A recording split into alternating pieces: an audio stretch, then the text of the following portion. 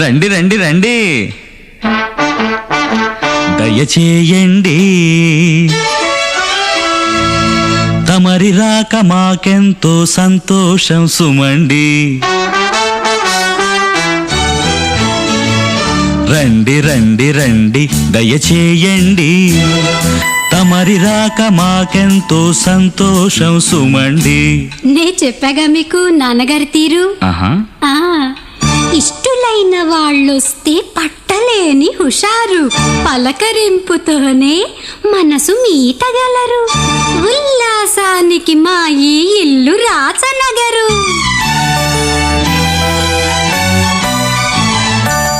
తమరేనా సూర్య? ఇలా కూర్చోండయ్యా.